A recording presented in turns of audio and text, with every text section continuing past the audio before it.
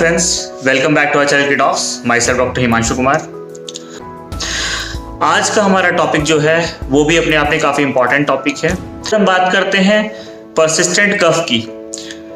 खांसी एक ऐसा लक्षण होता है, it is one of the common complain जो हमारे जो इन्फेक्शन के बाद लोग रिकवर कर रहे हैं कि खांसी बनी हुई है 2 हफ्ते या 3 हफ्ते हो गए उसके बाद भी।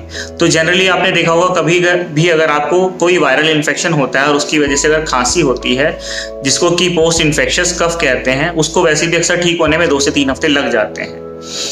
कोविड-19 इन्फेक्शन में कई बार जो ये पोस्ट इन्फेक्शियस या पोस्ट कोविड कफ है, ये 2 से 3 महीने तक परसिस्ट कर सकता है।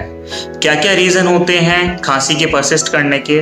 पहली चीज़ तो ये है कि लंग डैमेज हो रहा है, जो हमारे लंग में और एयरवेज में डैमेज हो रहा है, डेब्रिस होती है। हमारी बॉडी का डिफेंस मैकेनिज्म है, कफ रिफ्लेक्स के थ्रू उसको बाहर निकालने की कोशिश करता है। दूसरी चीज़ ये होती है कि जो हमारे सेंसरी जो नर्व्स होती हैं, जो कि कफ रिफ्लेक्स को, खांसी का जो रिफ्लेक्स होता है, ब्रेन तक लेके जाती है, उसकी सेंसिटिविटी बढ़ जाती है। और जब सेंसिटिविटी बढ़ जाती है तो सूखी खांसी काफ़ी ज़्यादा आती है। लोग कंप्लेन करते हैं कि सूखी खांसी बनी हुई है।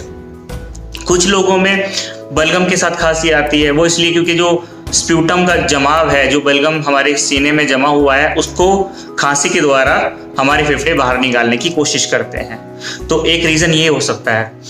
और क्या होता है कि जो हमारे एयरवेज होते हैं, जो सांस की नली होती है, इन्फेक्शन के बाद उसमें सूजन आ जाती है, तो कई बार खांसी के साथ सांस लेने में दिक्कत होती है, व्हीजिंग जैसी आवाज़ आती है, उसको ब्रोंकाइटिस बोलते हैं। ये भी टेम्परेरी एक कंडीशन है और टाइम के साथ ये भी हील कर जाती है। बट ये सब कारण हो सकते हैं कफ के लंबे समय तक परसिस्ट करने के। जनरली 2 से 3 हफ्ते लगते हैं। अगर इनिशियल स्टेजेस में जबकि इन्फेक्शन था, उसकी सीवेरिटी ज़्यादा नहीं थी, हमारे लंग्स को, हमारे एयरवेज को नुकसान ज़्यादा नहीं पहुंचा है। अगर इनिशियली सीवेरिटी ज़्यादा थी तो हो सकता है कि रिकवरी में भी समय लगे। कर क्या सकते हैं इसमें? अगर सूखी खांसी हो रही है, जो कि मैंने आपको बताया सेंसरी नर्व्स के हाइपर सेंसिटिविटी की वजह से हुआ है, तो उसमें जो एंटीटसिव्स होते हैं, ओपियोइड्स होते हैं, जैसे कोडीन कंटेनिंग सिरप है, ये दिया जा सकता है। हनी दिया जा सकता है। अगर बलगम के साथ खांसी आ रही है तो उसमें म्यूकोलिटिक्स कुछ आते हैं जो कि बलगम को पतला करके बाहर निकालते हैं, वो दिए जा सकते हैं। अगर खांसी के साथ वीजिंग आ रही है, सांस लेने में दिक्कत हो रही है, तो इसका मतलब है कि जो हमारे एयरवेज हैं उनमें सूजन है, रास्ता छोटा हो गया है। तो उस कंडीशन में इनहेल्ड ब्रोंकोडायलेटर्स जो दवाई होती है, जो कि एयरवेज को बड़ा करती है, फैलाती है, वो दिए जा सकते हैं। सूजन कम करने के लिए स्टेरॉइड्स दिए जा सकते हैं, ओरल और इनहेल्ड दोनों स्टेरॉइड दिए जा सकते हैं। तो ये सब ट्रीटमेंट हो गया। इसके अलावा स्टीम आप लोग लेते रहें, जिससे कि जो ड्राई एयरवे हैं वो मॉइस्ट रहें। ब्रीदिंग एक्सरसाइजेस करते रहें। जिंजर है और ये शहद है, इसका मिक्सचर आप लेते रहें। टाइम के साथ धीरे धीरे आपकी खांसी रिकवर कर जाएगी।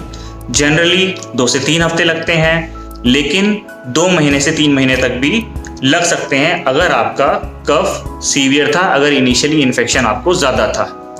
तो कोविड-19 इन्फेक्शन होने के बाद रिकवरी फेज़ में 2 से 3 महीने का समय भी लग सकता है, लेकिन जो बातें मैंने बताई हैं अगर उनको फॉलो करेंगे तो हो सकता है आपकी रिकवरी फास्ट हो, आप जल्दी रिकवर कर पाएँ।